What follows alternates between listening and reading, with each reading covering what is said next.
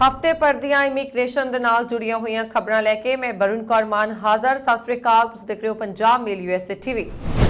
America ਦੇ ਨਵੇਂ passport ਵਿੱਚ ਨਹੀਂ ਹੋਵੇਗਾ ਮੇਲ ਫੀਮੇਲ ਦਾ ਰੌਲਾ। ਅਮਰੀਕਾ ਵਿੱਚ ਕੋਰੋਨਾ ਮਾਮਲਿਆਂ 'ਚ ਗਿਰਾਵਟ, ਯਾਤਰਾ ਪਾਬੰਦੀਆਂ 'ਚ ਮਿਲੇਗੀ ਛੋਟ। ਅਮਰੀਕਾ 'ਚ ਹਵਾਈ ਯਾਤਰੀਆਂ ਨੂੰ ਵੱਡਾ ਝਟਕਾ, ਕਿਰਾਏ ਵਿੱਚ 20% ਹੋਇਆ ਵਾਧਾ। US ਕਾਂਗਰੈਸ਼ਨਲ ਕਮੇਟੀ ਨੇ ਗ੍ਰੀਨ ਕਾਰਡ ਕੈਪ ਹਟਾਉਣ ਸੰਬੰਧੀ ਬਿੱਲ ਨੂੰ ਦਿੱਤੀ ਮਨਜ਼ੂਰੀ, ਭਾਰਤੀਆਂ ਨੂੰ ਹੋਵੇਗਾ ਲਾਭ। ਅਗਲੇ ਮਹੀਨੇ ਮਹਾਮਾਰੀ ਜਨਤਕ ਸਿਹਤ ਆਦੇਸ਼ ਖਤਮ ਹੋਣ ਤੋਂ ਬਾਅਦ ਅਪ੍ਰਵਾਸੀਆਂ ਦਾ ਅਮਰੀਕਾ ਵਿੱਚ ਵੱਡੀ ਪੱਧਰ ਤੇ ਹੋ ਸਕਦਾ ਹੈ ਪ੍ਰਵੇਸ਼। ਕੈਨੇਡਾ ਜਾਣ ਦਾ ਸੁਨਹਿਰੀ ਮੌਕਾ, ਸਰਕਾਰ ਨੇ ਸਟੱਡੀ, ਟੂਰਿਸਟ ਅਤੇ ਸਪਾਊਸ ਵੀਜ਼ੇ ਦੇਣ ਸੰਬੰਧੀ ਰਫ਼ਤਾਰ ਕੀਤੀ ਤੇਜ਼। ਕੈਨੇਡਾ ਦੀ ਇਮੀਗ੍ਰੇਸ਼ਨ ਹੋਈ ਮਹਿੰਗੀ, ਭਾਰਤ ਤੋਂ UK ਜਾਣਾ ਹੋਇਆ ਔਖਾ।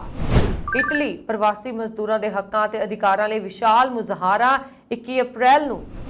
ਕੋਰੋਨਾ ਦੌਰ ਵਿੱਚ 에ਅਰ ਨਿਊਜ਼ੀਲੈਂਡ ਨੇ ਯਾਤਰੀਆਂ ਨੂੰ ਦਿੱਤੀ ਵੱਡੀ ਰਾਹਤ। ਇਮੀਗ੍ਰੇਸ਼ਨ ਸੈਂਟਰ ਦੇ ਬਾਹਰ ਵਿਦਿਆਰਥੀਆਂ ਨੇ ਲਗਾਇਆ ਧਰਨਾ।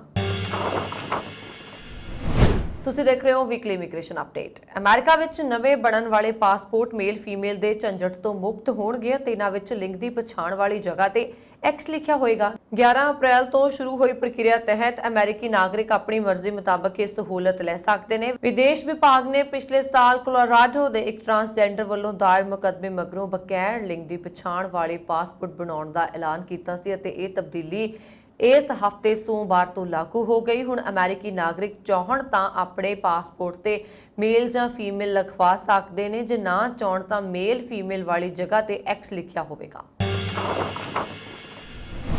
ਅਮਰੀਕੀ ਸਰਕਾਰ ਨੇ ਕੋਰੋਨਾ ਇਨਫੈਕਸ਼ਨ ਦੇ ਮਾਮਲਿਆਂ ਵਿੱਚ ਆਈ ਗਿਰਾਵਟ ਨੂੰ ਦੇਖਦੇ ਹੋਏ ਅਗਲੇ ਹਫ਼ਤੇ ਤੋਂ ਯਾਤਰਾ ਸੰਬੰਧੀ ਪਾਬੰਦੀਆਂ ਵਿੱਚ ਢਿੱਲ ਦੇਣ ਦਾ ਫੈਸਲਾ ਲਿਆ। ਅਮਰੀਕਾ ਦੇ ਵਿਦੇਸ਼ ਵਿਭਾਗ ਨੇ ਇੱਕ ਮੀਡੀਆ ਨੋਟ ਵਿੱਚ ਜਾਣਕਾਰੀ ਦਿੱਤੀ। ਇਸ ਵਿੱਚ ਕਿਹਾ ਗਿਆ ਹੈ ਕਿ US centre for disease control and prevention ਨੇ COVID-19 ਦੇ ਹੇਠਲੇ ਪੱਧਰ ਨੂੰ ਦਰਸਾਉਂਦੇ ਹੋਏ ਆਪਣੀ ਕੋਵਿਡ ਯਾਤਰਾ ਦੀ ਸਿਫਾਰਿਸ਼ ਵਿੱਚ ਸੋਧ ਕੀਤੀ ਹੈ। ਹਾਲਾਂਕਿ ਜੇਕਰ CDC ਕਿਸੇ ਦੇਸ਼ ਦੀ ਯਾਤਰਾ ਲਈ ਜ਼ੋਖਮ ਦੇ ਪੱਧਰ ਨੂੰ ਲੈਵਲ 4 ਤੱਕ ਵਧਾ ਦਿੰਦੀ ਹੈ ਤਾਂ ਸਟੇਟ ਡਿਪਾਰਟਮੈਂਟ ਨੂੰ ਵੀ ਯਾਤਰਾ ਸਲਾਹਕਾਰ ਨੂੰ ਲੈਵਲ 4 ਤੇ ਲਿਜਾਣਾ ਹੋਏਗਾ, ਯਾਨੀ ਕਿ ਕੋਰੋਨਾ ਕਾਰਨ ਯਾਤਰਾ ਤੇ ਪਾਬੰਦੀ। ਸਟੇਟ ਡਿਪਾਰਟਮੈਂਟ ਨੇ ਕਿਹਾ ਕਿ ਅਗਲੇ ਹਫ਼ਤੇ ਤੋਂ ਲੈਵਲ 4 ਤੇ ਟਰੈਵਲ ਐਡਵਾਈਜ਼ਰੀ ਵਿੱਚ ਕਰੀਬ 10% ਦੀ ਕਮੀ ਕੀਤੀ ਜਾਏਗੀ। ਇਸ ਵਿੱਚ ਨਾ ਸਿਰਫ COVID-19 ਸਗੋਂ ਸਫ਼ਰ ਦੌਰਾਨ ਸਿਹਤ ਸੰਬੰਧੀ ਹੋਰ ਖਤਰਿਆਂ ਦਾ ਵੀ ਧਿਆਨ ਰੱਖਿਆ ਜਾਏਗਾ। ਸਾਨੂੰ ਯਕੀਨ ਹੈ ਕਿ ਇਹ ਨਵਾਂ ਅਪਡੇਟ ਅਮਰੀਕੀ ਨਾਗਰਿਕਾਂ ਨੂੰ ਅੰਤਰਰਾਸ਼ਟਰੀ ਯਾਤਰਾ ਦੀ ਸੁਰੱਖਿਆ ਬਾਰੇ ਬਿਹਤਰ ਫੈਸਲੇ ਲੈਣ ਵਿੱਚ ਮਦਦ ਕਰੇਗਾ। ਜਿਵੇਂ ਕਿ COVID-19 ਸਥਿਤੀ ਵਿੱਚ ਸੁਧਾਰ ਹੋਇਆ ਪਰ ਅਜੇ ਵੀ ਪੂਰੀ ਤਰ੍ਹਾਂ ਖਤਮ ਨਹੀਂ ਹੋਇਆ। ਵਿਦੇਸ਼ ਵਿਭਾਗ ਯਾਤਰੀਆਂ ਨੂੰ ਅੰਤਰਰਾਸ਼ਟਰੀ ਯਾਤਰਾ ਕਰਨ ਤੋਂ ਪਹਿਲਾਂ ਕੋਰੋਨਾ ਵਾਇਰਸ ਸਥਿਤੀ ਤੇ ਵਿਚਾਰ ਕਰਨ ਦੀ ਸਲਾਹ ਦਿੰਦਾ ਰਿਹਾ ਹੈ।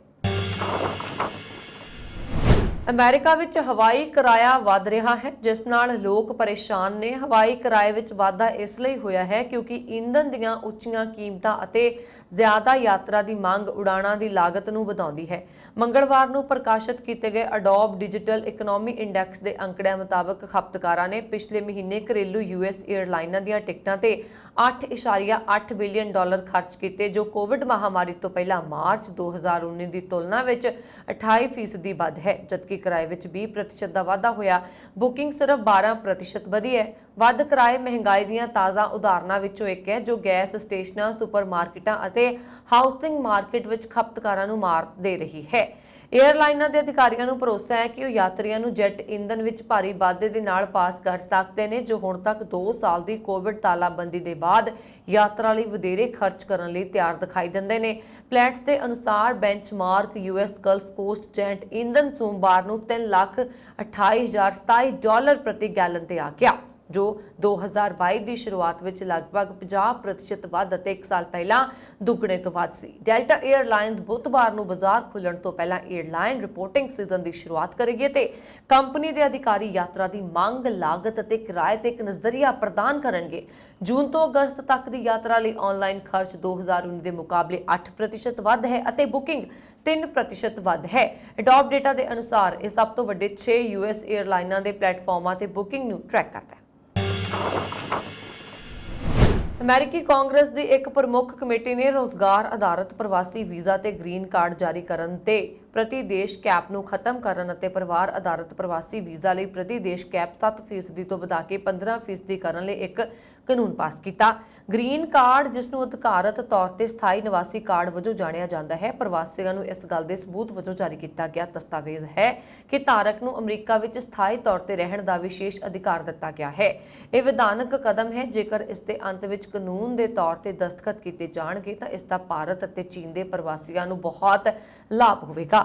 ਇਹਨਾਂ ਦੋਵਾਂ ਦੇਸ਼ਾਂ ਦੇ ਸੈਂਕੜੇ ਅਤੇ ਹਜ਼ਾਰਾਂ ਰੁਜ਼ਗਾਰ ਆਧਾਰਿਤ ਸ਼੍ਰੇਣੀਆਂ ਦੇ ਲੋਕ ਇਸ ਸਮੇਂ ਆਪਣੇ ਗ੍ਰੀਨ ਕਾਰਡ ਜਾਂ ਸਥਾਈ ਕਾਨੂੰਨੀ ਨਿਵਾਸ ਲਈ ਦਹਾਕਿਆਂ ਤੋਂ ਇੰਤਜ਼ਾਰ ਕਰ ਰਹੇ ਨੇ।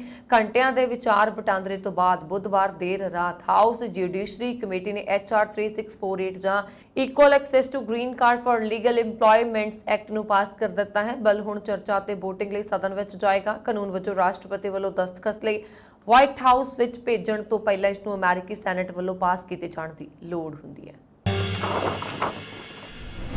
ਕੋਵਿਡ ਮਹਾਮਾਰੀ ਕਾਰਨ ਤਤਕਾਲ ਟਰੰਪ ਪ੍ਰਸ਼ਾਸਨ ਦੁਆਰਾ ਅਮਰੀਕਾ ਵਿੱਚ ਅਪ੍ਰਵਾਸੀਆਂ ਦੇ ਪ੍ਰਵੇਸ਼ ਨੂੰ ਰੋਕਣ ਵਾਸਤੇ ਲਾਗੂ ਕੀਤਾ ਗਿਆ ਮਹਾਮਾਰੀ ਜਨਤਕ ਸਿਹਤ ਆਦੇਸ਼, ਜਿਸ ਨੂੰ ਟਾਈਟਲ 42 ਵੀ ਕਿਹਾ ਜਾਂਦਾ ਹੈ, ਨੂੰ ਵਾਈਡਨ ਪ੍ਰਸ਼ਾਸਨ ਨੇ ਅਗਲੇ ਮਹੀਨੇ ਖਤਮ ਕਰਨ ਦਾ ਐਲਾਨ ਕੀਤਾ ਹੈ। ਇਸ ਉਪਰੰਤ ਅਮਰੀਕਾ ਵਿੱਚ ਅਪ੍ਰਵਾਸੀਆਂ ਦੇ ਪ੍ਰਵੇਸ਼ ਵਿੱਚ ਵੱਡੀ ਗਿਣਤੀ 'ਚ ਵਾਧਾ ਹੋ ਸਕਦਾ ਹੈ। ਜੋ ਅਪ੍ਰਵਾਸੀ ਪਿਛਲੇ 2 ਸਾਲਾਂ ਦੇ ਵੀ ਵੱਧ ਸਮੇਂ ਤੋਂ ਅਮਰੀਕਾ ਵਿੱਚ ਦਾਖਲ ਹੋਣ ਤੇ ਸ਼ਰਨ ਲੈਣ ਦੀ ਉਡੀਕ ਵਿੱਚ ਨੇ। ਟਰੰਪ ਪ੍ਰਸ਼ਾਸਨ ਨੇ ਇਸ ਆਦੇਸ਼ ਲਾਗੂ ਕਰਨ ਸਮੇਂ ਕਿਹਾ ਸੀ ਕਿ ਇਸ ਮੈਕਸੀਕੋ ਤੇ ਕੈਨੇਡਾ ਨਾਲ ਲੱਗਦੀਆਂ ਅਮਰੀਕੀ ਸਰਹੱਦਾਂ ਤੇ ਕੋਵਿਡ ਵਾਇਰਸ ਨੂੰ ਫੈਲਣ ਤੋਂ ਰੋਕਣ ਵਿੱਚ ਮਦਦ ਮਿਲੇਗੀ।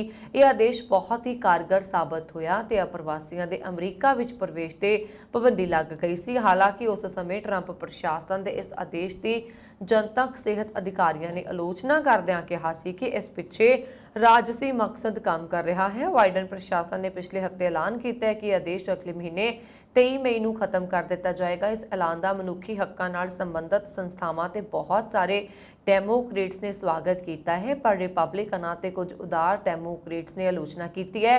ਇਹਨਾਂ ਦਾ ਕਹਿਣਾ ਹੈ ਕਿ ਵੱਡੀ ਗਿਣਤੀ ਵਿੱਚ ਅਪ੍ਰਵਾਸੀਆਂ ਦੇ ਅਮਰੀਕਾ ਵਿੱਚ ਪ੍ਰਵੇਸ਼ ਨਾਲ ਨਜਿੱਠਣ ਲਈ ਬਾਈਡਨ ਪ੍ਰਸ਼ਾਸਨ ਕੋਲ ਕੋਈ ਕਾਰਗਰ ਯੋਜਨਾ ਨਹੀਂ ਹੈ। ਇਸ ਦੌਰਾਨ ਟੈਕਸਾਸ ਦੇ ਗਵਰਨਰ ਗ੍ਰੇਗ ਅਬੋਟ ਦੇ ਦਫ਼ਤਰ ਨੇ ਕਿਹਾ ਕਿ ਉਸ ਵੱਲੋਂ ਅਪ੍ਰਵਾਸੀਆਂ ਨੂੰ ਬੱਸ ਜਾਂ ਜਹਾਜ਼ ਰਾਹੀਂ ਵਾਸ਼ਿੰਗਟਨ DC ਭੇਜਿਆ ਜਾਏਗਾ।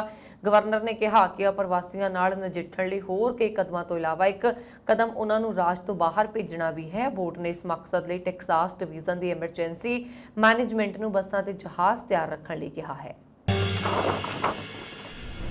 ਕੈਨੇਡਾ ਨੇ ਸਟੱਡੀ ਟੂਰਿਸਟ ਤੇ ਸਪਾਊਸ ਵੀਜ਼ੇ ਦੀ ਕੈਟਾਗਰੀ ਦੇ ਵੀਜ਼ਾ ਦੇਣ ਦੀ ਰਫ਼ਤਾਰ ਤੇਜ਼ ਕਰ ਦਿੱਤੀ ਹੈ। ਕੁਝ ਸਮੇਂ ਦੌਰਾਨ ਕੈਨੇਡਾ ਦਾ ਸਟੱਡੀ ਵੀਜ਼ਾ 3 ਤੋਂ 4 ਮਹੀਨਿਆਂ ਬਾਅਦ ਵੀ ਆਇਆ ਹੈ, ਜਿਸ ਕਾਰਨ ਬਹੁਤ ਸਾਰੇ ਬੱਚਿਆਂ ਦਾ ਪੜ੍ਹਾਈ 'ਚ ਗੈਪ ਪੈ ਗਿਆ ਤੇ ਬਹੁਤ ਹੀ ਆਇਲਸ ਦੀ ਵੈਲਿਡਿਟੀ ਖਤਮ ਹੋ ਗਈ। ਕੋਵਿਡ ਦੌਰਾਨ ਰਿਜ਼ਲਟ ਵਿੱਚ ਬਹੁਤ ਸਮਾਂ ਲੱਗਾ ਤੇ ਜਦੋਂ ਰਿਜ਼ਲਟ ਆਏ ਤਾਂ ਬਹੁਤ ਸਾਰੇ ਬੱਚਿਆਂ ਦੀ ਰਿਫਿਊਜ਼ਲ ਆਈ। ਇਸ ਦੌਰਾਨ ਚੰਗੇ ਤੇ ਹੋਣਹਾਰ ਵਿਦਿਆਰਥੀਆਂ ਨੂੰ ਰਿਫਿਊਜ਼ਲ ਦਾ ਸਾਹਮਣਾ ਕਰਨਾ ਪਿਆ, ਜਿਸ ਕਾਰਨ ਹੁਣ ਕੈਨੇਡਾ ਵਿੱਚ ਨਵੀਂ ਬਣੀ ਸਰਕਾਰ ਨੇ ਇਮੀਗ੍ਰੇਸ਼ਨ ਡਿਪਾਰਟਮੈਂਟ ਵੱਲ ਖਾਸ ਧਿਆਨ ਦਿੱਤਾ ਹੈ। $500 ਮਿਲੀਅਨ ਇਮੀਗ੍ਰੇਸ਼ਨ ਡਿਪਾਰਟਮੈਂਟ ਤੇ ਖਰਚ ਕੀਤਾ ਗਿਆ ਹੈ। ਇਸ ਵਿੱਚ ਹੋਰ ਜ਼ਿਆਦਾ ਤੇਜ਼ੀ ਲਿਆਉਣ ਲਈ ਨਵੇਂ ਵਰਕਰਸ ਨੂੰ ਨੌਕਰੀਆਂ ਦਿੱਤੀਆਂ ਗਈਆਂ ਨੇ ਤਾਂ ਜੋ ਪਿਛਲੇ ਸਾਲ ਦੇ ਜਮ੍ਹਾਂ ਹੋਏ ਕੇਸਾਂ ਦਾ ਰਿਜ਼ਲਟ ਜਲਦੀ ਕੱਢਿਆ ਜਾਵੇ। ਇਸ ਦੇ ਨਾਲ ਹੀ ਕੈਨੇਡਾ ਦੇ ਸਪਾਊਸ ਕੇਸ ਦਰ ਜਲਦ ਆਉਣੇ ਸ਼ੁਰੂ ਹੋ ਗਏ ਨੇ। ਜਿਹੜੇ ਵਿਦਿਆਰਥੀਆਂ ਦਾ ਕੈਨੇਡਾ ਦੇ ਵੀਜ਼ਾ ਰਿਫਿਊਜ਼ ਹੋ ਚੁੱਕੇ ਨੇ, ਉਹਨਾਂ ਕੋਲ ਆਪਣਾ ਕੇਸ ਦੁਬਾਰਾ ਅਪਲਾਈ ਕਰਨ ਦਾ ਮੌਕਾ ਵੀ ਹੈ। ਹੁਣ ਨਵੇਂ ਲੱਗੇ ਕੇਸਾਂ ਦਾ ਰਿਜ਼ਲਟ ਬਹੁਤ ਹੀ ਜਲਦੀ ਆ ਰਿਹਾ ਹੈ ਤੇ ਨਤੀਜੇ ਸ਼ਾਨਦਾਰ ਆ ਰਹੇ ਨੇ। ਇਸ ਦੇ ਨਾਲ ਹੀ ਜਿਹੜੇ ਵਿਦਿਆਰਥੀ 2020-21 ਪਾਸ ਨੇ, ਓਵਰਆਲ 6 ਅਤੇ 5 ਬੈਂਡ ਨੇ, ਉਹ ਆਸਟ੍ਰੇਲੀਆ ਦੇ ਅਗਲੇ ਟੇਕ ਲਈ ਅਪਲਾਈ ਕਰ ਸਕਦੇ ਨੇ। ਹੁਣ ਤੱਕ ਆਸਟ੍ਰੇਲੀਆ ਨੇ ਬਹੁਤ ਹੀ ਵਧੀਆ ਨਤੀਜੇ ਦਿੱਤੇ ਨੇ। ਇਸ ਦੇ ਨਾਲ ਹੀ ਵਿਦਿਆਰਥੀਆਂ ਨੂੰ ਆਸਟ੍ਰੇਲੀਆ ਜਾ ਕੇ 20 ਘੰਟੇ ਦੀ ਜਗ੍ਹਾ 40 ਘੰਟੇ ਕੰਮ ਕਰਨ ਦਾ ਮੌਕਾ ਮਿਲਦਾ। ਗ੍ਰੈਜੂਏਟ ਵਿਦਿਆਰਥੀ ਆਪਣੇ ਸਪਾਊਸ ਨੂੰ ਵੀ ਨਾਲ ਲੈ ਕੇ ਜਾ ਸਕਦਾ ਹੈ। ਕੈਨੇਡਾ ਦੀ ਇਮੀਗ੍ਰੇਸ਼ਨ ਮਹਿੰਗੀ ਹੋ ਗਈ ਹੈ ਤੇ 30 ਅਪ੍ਰੈਲ ਤੋਂ PR ਦੀਆਂ ਅਰਜ਼ੀਆਂ ਦਾਖਲ ਕਰਨ ਵਾਲਿਆਂ ਨੂੰ ਵੱਧ ਫੀਸ ਅਦਾ ਕਰਨੀ ਹੋਏਗੀ। ਸਪਾਊਸ ਵੀਜ਼ਾ ਮਾਪਿਆਂ ਤੇ ਦਾਦਾ-ਦਾਦੀਆਂ ਦੀ ਸਪਾਂਸਰਸ਼ਿਪ ਅਤੇ ਲਿਵ ਇਨ ਕੇਅਰ ਗਿਵਰਸ ਨੂੰ ਵੀ ਵੱਧ ਫੀਸ ਅਦਾ ਕਰਨੀ ਹੋਏਗੀ। ਇਮੀਗ੍ਰੇਸ਼ਨ ਅਤੇ ਸਿਟੀਜ਼ਨਸ਼ਿਪ ਵਿਭਾਗ ਵੱਲੋਂ 2 ਸਾਲ ਪਹਿਲਾਂ ਫੀਸਾਂ ਵਿੱਚ ਵਾਧਾ ਕਰਦਿਆਂ ਕਿਹਾ ਗਿਆ ਸੀ ਕਿ ਮਹਿੰਗਾਈ ਦੇ ਹਿਸਾਬ ਨਾਲ ਹਰ 2 ਸਾਲ ਬਾਅਦ ਨਵੇਂ ਸਿਰੇ ਤੋਂ ਦਰਾਂ ਤੈਅ ਕੀਤੀਆਂ ਜਾਣਗੀਆਂ ਤੇ ਫੀਸ ਕੈਨੇਡੀਅਨ ਡਾਲਰਾਂ ਵਿੱਚ ਵਸੂਲ ਕੀਤੀ ਜਾਏਗੀ। ਭਾਰਤ ਤੋਂ ਬਰਤਾਨੀਆ ਜਾਣ ਵਾਲਿਆਂ ਲਈ ਇੱਕ ਹੈਰਾਨ ਕਰ ਦੇਣ ਵਾਲੀ ਖਬਰ ਆਈ ਹੈ। ਪਿਛਲੇ 2 ਸਾਲਾਂ ਤੋਂ ਕੋਰੋਨਾ ਦੀ ਮਾਰ ਸਹਿ ਰਹੀ ਵਿਦੇਸ਼ ਅਤੇ ਸੈਰ ਸਪਾਟਾ ਇੰਡਸਟਰੀ ਭਾਰੀ ਮੁਸ਼ਕਲ ਪਿੱਛੋਂ ਲੀਹ ਤੇ ਆਉਣੀ ਸ਼ੁਰੂ ਹੋਈ ਸੀ ਕਿ ਇੱਕ ਨਵੀਂ ਖਬਰ ਚੁਣੌਤੀ ਲੈ ਕੇ ਆ ਗਈ। ਸੂਤਰਾਂ ਮੁਤਾਬਕ ਭਾਰਤ ਤੋਂ ਬਰਤਾਨੀਆ ਜਾਣ ਵਾਲੀਆਂ यूरोपियन उड़ाणा जिन्हां विच लुफ्थांसा, एयर फ्रांस ਅਤੇ KLM ਵਰਗੀਆਂ ਸ਼ਾਮਲ ਨੇ ਵਿੱਚ ਬਿਨਾਂ ਟੂਰਿਸਟ ਜਾਂ ਰੈਗੂਲਰ ਸ਼ੈਨਗਨ ਵੀਜ਼ੇ ਤੋਂ ਲੋਕ ਸਫ਼ਰ ਨਹੀਂ ਕਰ ਸਕਣਗੇ। ਖਾਸ ਕਰਕੇ ਇਹਨਾਂ ਉਡਾਣਾਂ 'ਚ ਤਾਂ ਇਹ ਸਫ਼ਰ ਬਿਲਕੁਲ ਨਹੀਂ ਹੋ ਸਕੇਗਾ। ਇਹ ਯੂਰਪ ਦੇ ਵੱਖ-ਵੱਖ ਸ਼ਹਿਰਾਂ ਫ੍ਰੈਂਕਫਰਟ, ਪੈਰਿਸ, ਮਿਊਨਿਕ ਜਾਂ ਐਮਸਟਰਡਮ ਵਿਖੇ ਰੁਕ ਕੇ ਬਰਤਾਨੀਆ ਪਹੁੰਚਣਗੀਆਂ। ਇਸ ਦੇ ਪਿੱਛੇ ਦਾ ਕਾਰਨ ਬਰਤਾਨੀਆ ਦਾ ਹੁਣ ਯੂਰੋਪੀਅਨ ਯੂਨੀਅਨ ਦਾ ਹਿੱਸਾ ਨਾ ਰਹਿਣ ਨੂੰ ਮੰਨਿਆ ਜਾ ਰਿਹਾ ਹੈ। ਇਸ ਬ੍ਰੈਕਟ ਤੋਂ ਬਾਅਦ ਹੁਣ ਗੈਰ ਯੂਰੋਪੀਅਨ ਸੰਘ ਤੋਂ ਆਉਣ ਵਾਲੇ ਲੋਕਾਂ ਨੂੰ ਜਾਂ ਟ੍ਰਾਂਜ਼ਿਟ ਜਾਂ ਰੈਗੂਲਰ ਸ਼ੈਨਗਨ ਵੀਜ਼ਾ ਲੈਣਾ ਲਾਜ਼ਮੀ ਕਰ ਦਿੱਤਾ ਗਿਆ ਹੈ। ਜਿਨ੍ਹਾਂ ਮੁਸਾਫਰਾਂ ਨੂੰ ਉਡਾਣ ਤੇ ਚੜਨ ਨਹੀਂ ਦਿੱਤਾ ਗਿਆ ਉਹ ਰਿਫੰਡ ਲਈ ਵੀ ਯੋਗ ਨਹੀਂ ਹੋਣਗੇ। ਇਸ ਸੰਬੰਧੀ ਖਾੜੀ ਦੇਸ਼ਾਂ ਜਾਂ ਸਵਿਟਜ਼ਰਲੈਂਡ ਤੋਂ ਹੁੰਦੇ ਹੋਏ ਬਰਤਾਨੀਆ ਬਿਨਾਂ ਵੀਜ਼ਾ ਤੋਂ ਲੋਕ ਸਫ਼ਰ ਕਰ ਸਕਣਗੇ।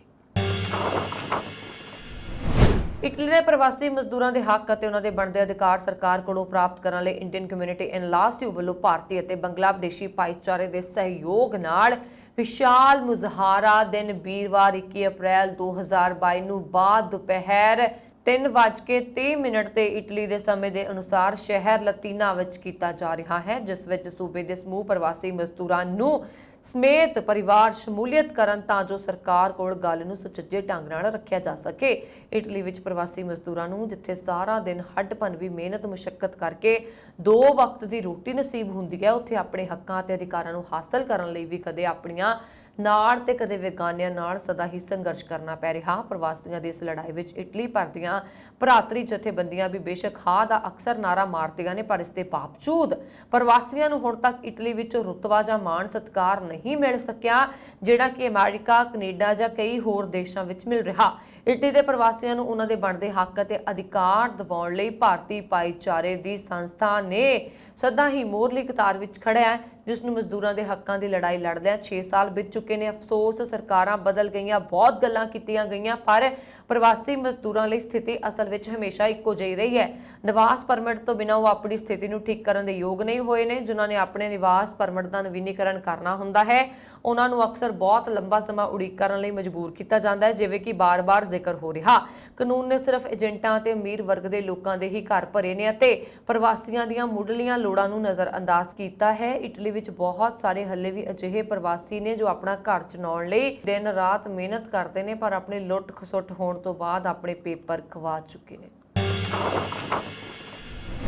ਏਅਰ ਨਿਊਜ਼ੀਲੈਂਡ ਨੇ ਯਾਤਰੀਆਂ ਨੂੰ ਵੱਡੀ ਰਾਹਤ ਦਿੱਤੀ ਹੈ। ਏਅਰ ਨਿਊਜ਼ੀਲੈਂਡ ਨੇ ਆਪਣੀਆਂ ਘਰੇਲੂ ਅਤੇ ਅੰਤਰਰਾਸ਼ਟਰੀ ਉਡਾਣਾਂ ਲਈ ਕੋਵਿਡ-19 ਟੀਕਾਕਰਨ ਅਤੇ ਕਰੋਨਾ ਲਈ ਨਕਾਰਾਤਮਕ ਟੈਸਟ ਰਿਪੋਰਟਾਂ ਦੀ ਲੋੜ ਨੂੰ ਖਤਮ ਕਰ ਦਿੱਤਾ। ਏਅਰ ਨਿਊਜ਼ੀਲੈਂਡ ਦੇ ਮੁੱਖ ਕਾਰਜਕਾਰੀ ਅਧਿਕਾਰੀ ਗ੍ਰੈਗ ਫੌਰਨ ਨੇ ਕਿਹਾ ਕਿ ਜਿਵੇਂ ਕਿ ਨਿਊਜ਼ੀਲੈਂਡ ਵਿੱਚ ਓਮਿਕਰੋਨ ਦੇ ਕੇਸਾਂ 'ਚ ਕਮੀ ਆਈ ਹੈ ਤੇ ਦੇਸ਼ ਵਿੱਚ ਕਰੋਨਾ ਵਾਇਰਸ ਦੇ ਨਿਯਮਾਂ ਵਿੱਚ ਢਿੱਲ ਦਿੱਤੀ ਗਈ ਹੈ, ਅਸੀਂ ਗਾਹਕਾਂ ਲਈ ਆਪਣੀਆਂ ਕੁਝ ਘਰੇਲੂ ਅਤੇ ਅੰਤਰਰਾਸ਼ਟਰੀ ਉਡਾਣਾਂ ਵਿੱਚ ਢਿੱਲ ਦੇ ਰਹੇ ਹਾਂ। ਫੌਰਨ ਨੇ ਕਿਹਾ ਕਿ ਵੀਰਵਾਰ ਤੋਂ ਯਾਤਰੀਆਂ ਨੂੰ ਨਿਊਜ਼ੀਲੈਂਡ ਦੇ ਆਲੇ-ਦੁਆਲੇ ਉਡਾਣ ਭਰਨ ਲਈ ਟੀਕੇ ਜਾਂ ਕਰੋਨਾ ਦੀ ਨਕਾਰਾਤਮਕ ਜਾਂਚ ਰਿਪੋਰਟ ਦਿਖਾਉਣ ਦੀ ਲੋੜ ਨਹੀਂ ਹੋਏਗੀ। ਮਈ ਤੋਂ ਏਅਰ ਨਿਊਜ਼ੀਲੈਂਡ ਅੰਤਰਰਾਸ਼ਟਰੀ ਉਡਾਣਾਂ ਲਈ ਨੋ ਜੌਬ ਨੋ ਫਲਾਈ ਨੀਤੀ ਨੂੰ ਵੀ ਖਤਮ ਕਰ ਦਿੱਤਾ ਜਾਏਗਾ। ਉਹਨਾਂ ਨੇ ਕਿਹਾ ਕਿ ਘਰੇਲੂ ਅਤੇ ਅੰਤਰਰਾਸ਼ਟਰੀ ਉਡਾਣਾਂ ਤੇ ਮਾਸਕ ਪਾਉਣਾ ਅਜੇ ਵੀ ਜ਼ਰੂਰੀ ਹੋਏਗਾ। ਮਹੱਤਵਪੂਰਨ ਗੱਲ ਇਹ ਹੈ ਕਿ ਏਅਰ ਨਿਊਜ਼ੀਲੈਂਡ ਸ਼ੁੱਕਰਵਾਰ ਤੋਂ ਆਪਣੀ ਖਾਣ-ਪੀਣ ਦੀ ਸੇਵਾ ਮੁੜ ਸ਼ੁਰੂ ਕਰੇਗੀ। ਵਿਦੇਸ਼ ਜਾ ਕੇ ਪੜ੍ਹਾਈ ਕਰਨ ਅਤੇ ਆਪਣਾ ਕੈਰੀਅਰ ਬਣਾਉਣ ਦੇ ਇੱਛੁਕ ਵਿਦਿਆਰਥੀਆਂ ਨੇ ਸਟੱਡੀ ਵੀਜ਼ੇ ਤੇ ਕੈਨੇਡਾ ਭੇਜਣ ਵਾਲੀ ਇਮੀਗ੍ਰੇਸ਼ਨ ਕੰਪਨੀ IDP ਦੇ ਬਾਹਰ ਰੋਸ ਪ੍ਰਦਰਸ਼ਨ ਕਰਦੇ ਹੋਏ ਇਸ ਹਫਤੇ ਪੈਸੇ ਠੱਗਣ ਦਾ ਦੋਸ਼ ਲਗਾਇਆ। ਕੰਪਨੀ ਦੇ ਦਫ਼ਤਰ ਦੇ ਸਾਹਮਣੇ ਇਸ ਹਫਤੇ ਨਾਅਰੇਬਾਜ਼ੀ ਕਰ ਰਹੇ ਵਿਦਿਆਰਥੀਆਂ ਦਾ ਕਹਿਣਾ ਸੀ ਕਿ ਉਹਨਾਂ ਨੇ ਕੈਨੇਡਾ ਦੀ ਅਲੱਗ-ਅਲੱਗ ਯੂਨੀਵਰਸਿਟੀਆਂ ਵਿੱਚ ਦਾਖਲੇ ਲਈ ਇਮੀਗ੍ਰੇਸ਼ਨ ਦੇ ਦਫ਼ਤਰ ਵਿੱਚ ਵੀਜ਼ਾ ਅਪਲਾਈ ਕੀਤਾ ਸੀ ਅਤੇ ਫੀਸ ਜਮ੍ਹਾਂ ਕਰਵਾਈ ਸੀ, ਪਰ ਕੁਝ ਸਮੇਂ ਬਾਅਦ ਹੀ ਵੀਜ਼ੇ ਵਿੱਚ ਰਿਫਿਊਜ਼ਲ ਆ ਗਈ। ਵੀਜ਼ਾ ਅਪਲਾਈ ਕਰਨ ਤੋਂ ਪਹਿਲਾਂ ਕੰਪਨੀਆਂ ਨੇ ਉਹਨਾਂ ਕੋਲੋਂ ਫੀਸ ਵੀ ਜਮ੍ਹਾਂ ਕਰਵਾਉਣ ਲਈ ਕਿਹਾ ਸੀ, ਲੇਕਿਨ ਹੁਣ 1 ਸਾਲ ਤੋਂ ਇਮੀਗ੍ਰੇਸ਼ਨ ਕੰਪਨੀਆਂ ਲਾਰੇ ਲਾ ਰਹੀਆਂ ਨੇ। ਇਹ ਸਨ ਇਸ ਹਫਤੇ ਦੀਆਂ ਇਮੀਗ੍ਰੇਸ਼ਨ ਦੇ ਨਾਲ ਜੁੜੀਆਂ ਹੋਈਆਂ ਖਬਰਾਂ। ਅਗਲੇ ਹਫਤੇ ਫਿਰ ਤੋਂ ਹਾਜ਼ਰ ਹੋਵਾਂਗੇ। ਦੇਖਦੇ ਰਹੋ ਪੰਜਾਬ ਮੇਲ USA TV। ਵਰੁਣ ਕੌਰ ਮਾਨ ਨੂੰ ਦਿਓ ਆਗਿਆ। ਸਤਿ ਸ੍ਰੀ ਅਕਾਲ।